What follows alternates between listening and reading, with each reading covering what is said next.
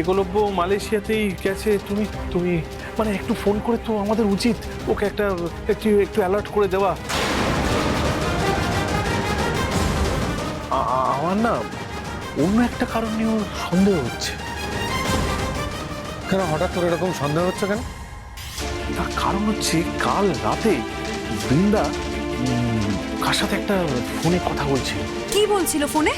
এটাই তো হলো কথা, কি বলছিল আমি কিছু বুঝতে পারিনি ঠিক করে। কারণ কি ভাষায় যে কথা বলছে, মানে হিন্দি না, বাংলা না, ইংরেজি না, এটা এটা অন্য কি একটা ভাষায়। আমার মনে হচ্ছে মালয়েশিয়ান ভাষায়। উফ, আচ্ছা এই বৃন্দা মেয়েটা কি আমাদের জীবনটা ছাড়খাড় করে রেখে দেবে নাকি বলতো? কি চাইছেটা কি ও? কি চাইছে তুমি বুঝতে পারছো না বাবা? ওই রাঙার জন্য বৌদির বয়ফ্রেন্ড স্যাম তার ছেলে জেলের মধ্যে ঢুকেছে। কারণ এই স্যামের ছেলে ঝুমুর বলে মেয়েটাকে মলেস্ট করেছিল। তবু সব ঠিক ছিল, ও জেল থেকে বেরিয়ে যেত যদি ঝুমুর স্টেটমেন্ট দিত যে ওই ছেলেটার সঙ্গে ওর ভালোবাসার সম্পর্ক রয়েছে। কিন্তু রাঙা ঝুমুরকে স্টেটমেন্ট দিতে দেয়নি।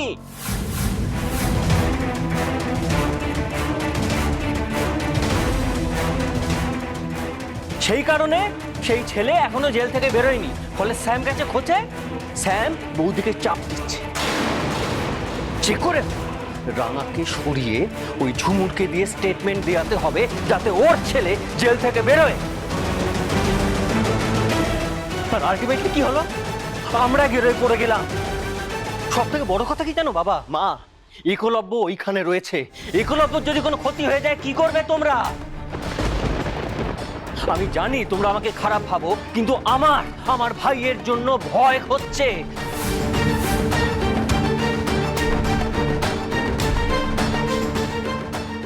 প্রভু স্বামী নয়ন পথগামী ভব তুমে, প্রভু স্বামী নয়ন পথগামী ভব তুমে। আরে আরে হাই মেজে বৌদি, কি করছো তুমি ওটা? সাতকি তো বলেছে যে এই বাড়িতে টিককে পুজো পাঠ করতে। এই বাড়িতে নাকি বহুত বড় বিপদ আসতে চলেছে। তাই জন্যই তো মু বাপের বাড়িতে ফোন করে ওই বিপদ কাটানোর মন্ত্র টিককে জেনে নিয়েছি।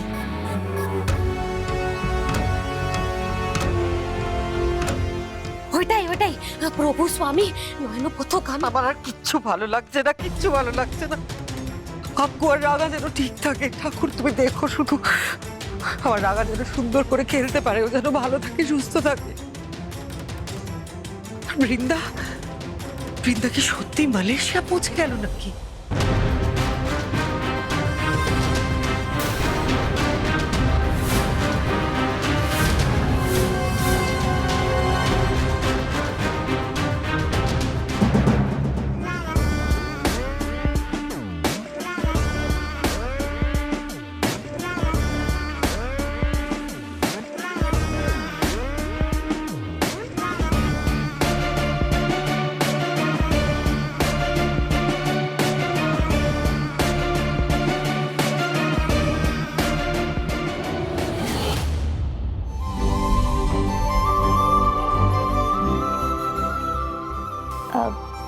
You are Rangamati?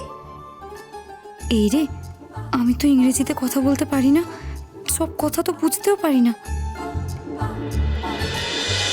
রাঙামতি তীরন্দাজ সোম থেকে রবি প্রতিদিন সন্ধ্যে 7:30টায় স্টার জলসায় ও জিও হটস্টারে।